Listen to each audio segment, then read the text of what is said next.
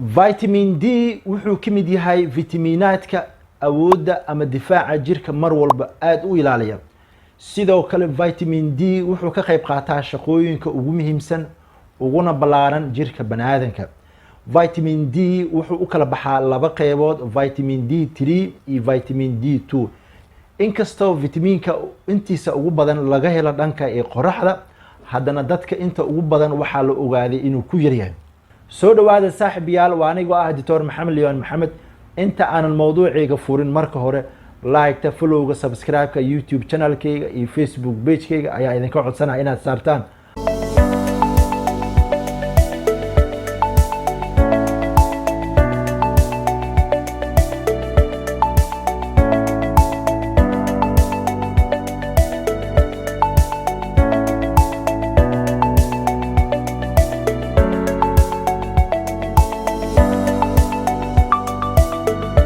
vitamin D wuxuu ka mid yahay fitamiinaadka ugu awoodda badan jirka bani'aadamka,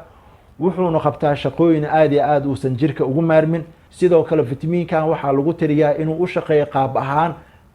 hormoneska ama dheecaamaadka jirka bani'aadamka laga soo daayo. waxa uuna qabtaa shaqooyinka ugu badan, dheecaamaadka ugu badan ee lasoo saaro, inuu ka saacido levelskooda, heerarka ay marayaan, iyo inuu ka hortago inay aad u yaraadaan habdifaaca jirka uu leeyahay. inta ugu badan vitamin D3 wuxuu xooga uu saaraa shaqooyinka ugu muhiimsan jirka bani'aadamka, waxaana ugu horeeya bone metabolism. marka ay lafaha iyo ilkaha ay samaysamayaan, wuxuu ka mid yahay maadada ugu horeyso ee soo saareysa borotiinada ee ka samaysmaan lafaha iyo ilkaha. sidoo kale maadadan vitamin D3 ama vitamiinkan shaqooyinka kale uu qabto waxaa ka mid ah calcium and phosphate regulation homeostasis, inuu isku dheelitiro soona saaro maadooyinka ama macdanaha calciumka iyo phosphateka. sidoo kale vitamin D wuxuu kale uu ka qayb qaataa in aysan keliyaha aysan dhuminin electrolytes sida sodium, potassium iyo calcium, in keliyaha uu ka soo celiyo haddii ay dhuminayaan, retention uu ku sameeyo jirka, storage fiican uu ku sameeyo macrovascularka iyo muscleska iyo dhammaan xubnaha kala duwan. in jirka uu ka dhumo electrolyte ama danab, wuxuu vitamin D3 u sameeyaa inuu ka ilaaliyo kana hortago marxaladaas. sidoo kale meelaha ugu badan uu ka howlgalo waxaa ka mid ah qeybaha difaaca jirka, gaar ahaan meelaha loo yaqaano lymphatic systemka ama unugyada qaabilsan dhanka iyo difaaca jirka, inay ka hortagaan infectionska soo weerar kara jirka bani'aadamka, gaar ahaan marka ay yihiin bacteria, virus iyo fungi. faa'iidooyinka uu jirka u leeyahay vitamin D waxaa ka mid ah inuu aad u saacido koritaanka murqaha,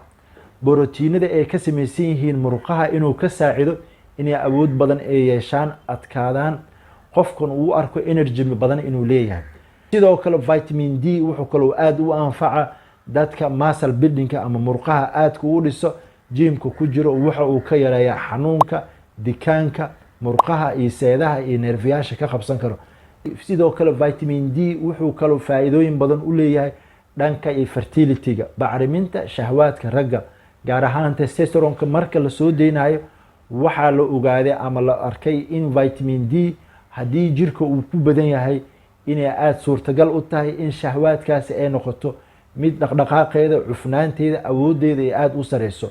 dadka shahwaadkooda uu aadka u yaryahay haddii ay isticmaalaan, waxaa la arkaa awood badan dhanka iyo taranka inay soo gasho. vitamin D3na uu u yahay midka ugu horeeya. sidoo kale vitamin D wuxuu kaloo aad u anfacaa dadka da-da ah, kuwaasoo dareemaya xanuun dhanka lafaha iyo in calciumka jirkoodu kusii yaraanayo, taasoo ay ka dhigan tahay in vitamin D marka ay isticmaalaan uu ka ilaalinayo waxa loo yaqaano osteoporosis, in lafaha ay burburaan ama in awood badan oo jirka difaaca uu aad hoos ugu dhaco.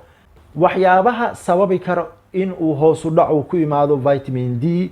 waxaa ka mid ah in qofka cayil badan uu saaran yahay, sidoo kale in drug abuse uu yahay ama qofka in aad u cayilan yahay, daawooyin kala duwan uu isticmaalayo sida corticosteroidska, kuwaasoo wax u dhimi karo keetanka iyo in jirka uu ka shaqeeyo vitamin D. sidoo kale in qofkan smoking uu yahay ama sigaar aad u cabo, waxay ka dhigan tahay in hoos u dhac badan uu ku imaanayo vitamin D. waxyaabaha kale ee keeni karo ama bukaamada kale ee lagu arki karo in vitamin D wooda uu aad hoos ugu dhaco وكجرو waxaa kamid ah dadka la xanuunsan autoimmune disease cudurada habdifaaca jirka la dagaala gaar ahaan diabetic mellitus caseska ama bukaamada la nool cudurka sokorowga type 2ga sidoo kale cudurada lafaha ku dhaco autoimmune disease ama rheumatic arthritis sidoo kale cudurada infectionska soo laabta dhanka iyo sanbabada waxay sababi karaan in hoos u dhac balaaran ay ku keenaan dhammaan qaybaha kala duwan ee difaaca uu qaabilsan yahay vitamin D sidoo kale vitamin D waxa kale lagu arkaa inuu ku yiraahdo dadka la xanuunsan fertility-ga ama dhanka iyo taranka inay ka xanuunsan yihiin testosterone-koodu aad aan loo soo deynaynin hormoonka qaabilsan dhanka iyo taranka gaar ahaan ragga marka ay yihiin inuu aad hoos ugu dhaco ku jiro sida guud vitaminkan inta ugu badan sida saxda ah waxa laga helaa dhanka iyo qoraxda ama leeska qoraxda markaasoo toos ugu dhici kara baqaarka marka uu seexdo qofka meel cadceed ama jirkiisa 60% inay banaan tahay taasoo qoraxda leeska ka imaanayo si toos u la falgali karo dhanka iyo maqaarkiisa marka ay qoraxda leeska ama shucaaca ka imaanayo ee la falgalayso maqaarka jirka bani'aadanka waxaa loo yaqaanaa 7 dehydroxycholesterol taasoo marka ay maqaarka ay soo gasho isu bedeli kara processka loo yaqaano vitamin D ayadoo si toos loogu keyd kareyn karo dhanka iyo beerka vitamin D wuxuu u kala baxaa laba qaybood labadaas qaybood oo kala ah vitamin D3 iyo vitamin D2 vitamin D3 ga aan badanaa ka helno dhanka iyo animal productska ama xoolaha waxaa loo yaqaanaa cholecalciferol si toos ah meelaha ugu badan yahay vitamin D3 waxaa kamid ah fish liver oil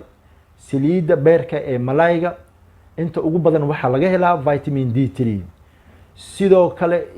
beerka looda ayadana waxa ku badan vitamin D3 sidoo kale cheese-ka waxa farmaajada sidoo kale vitamin D3 meelaha kale ee aadka looga helo waxa kamid ah noocyada kala duwan ee caanaha looda